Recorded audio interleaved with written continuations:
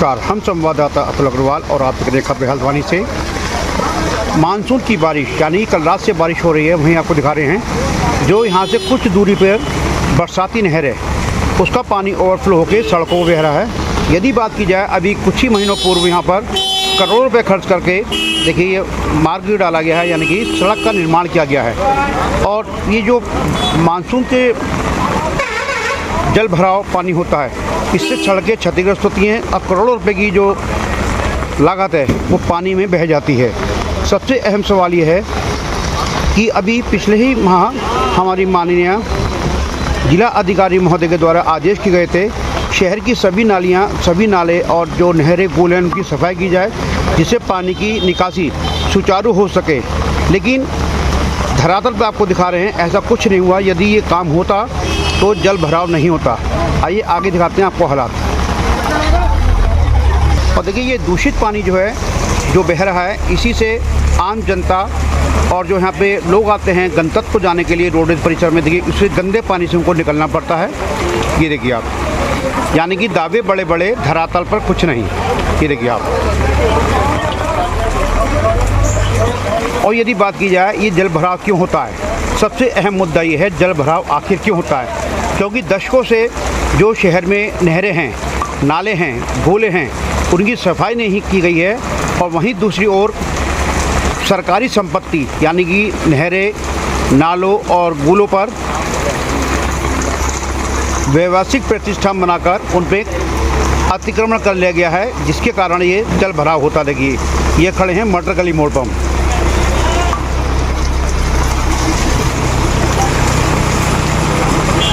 ये मटर गली है, यहाँ पे एक बहुत बड़ी नहर है, आज भी मौजूद है, लेकिन वर्षों से उस नहर की सफाई नहीं हुई है। उस नहर के ऊपर व्यवसायिक प्रतिष्ठान बना दिए गए हैं, जिससे सफाई करने में काफ़ी दिक्कतों का सामना करना पड़ता है। सवाल वही पैदा होता है, शासन प्रशासन के द्वारा बड़े बड़े दावे किए जाते हैं, नालों की सफाई को लेकर प्रति वर्ष लाखों रुपए के ठेके होते हैं, लेकिन धरातल पर काम कितना होता है ये आपको दिखा रहे हैं हम। देखिए कि मटर गली में है इसमें हम, और हमारे सीधे हाथ पे ये जो है यहाँ पे सिंचाई विभाग की नहर है, जो दशकों से उसकी सफाई नहीं हुई है।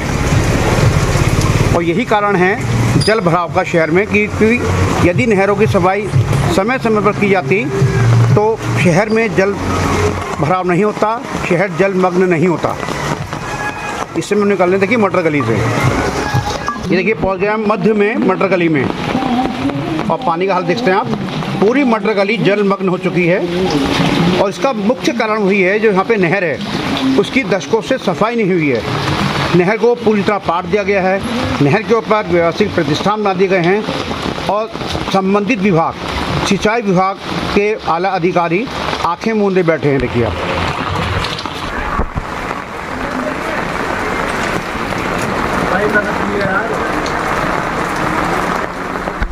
ये देखिए हम पहुंच गए डीके पार्क के मुख्य द्वार पे। ये डीके पार्क का मुख्य द्वार है, और ये देखिए पुलिया है,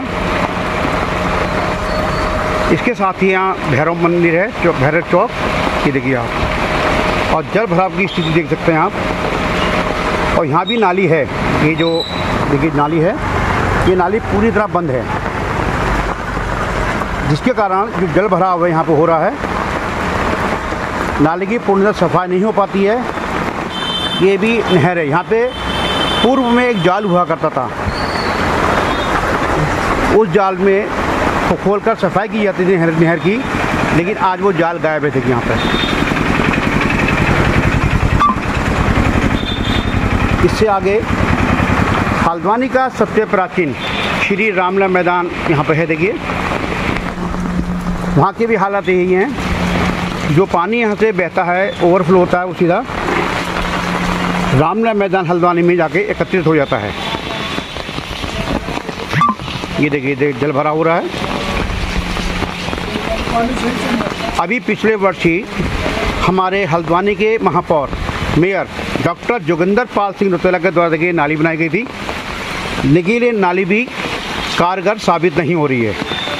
नाली बनने के बाद भी, लाखों रुपए खर्च करने के बाद भी जल भराव जस का तस है।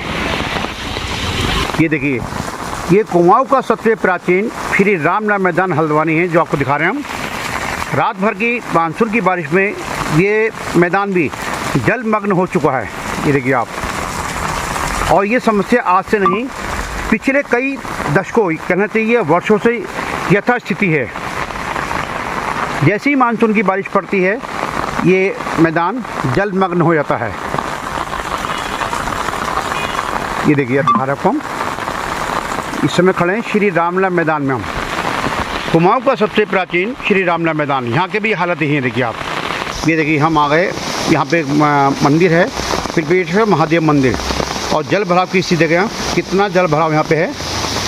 लाखों रुपए खर्च करने के बाद भी नगर निगम के महापौर के द्वारा यहाँ पे नाली बनाई गई थी, लेकिन स्थिति जस की तस है।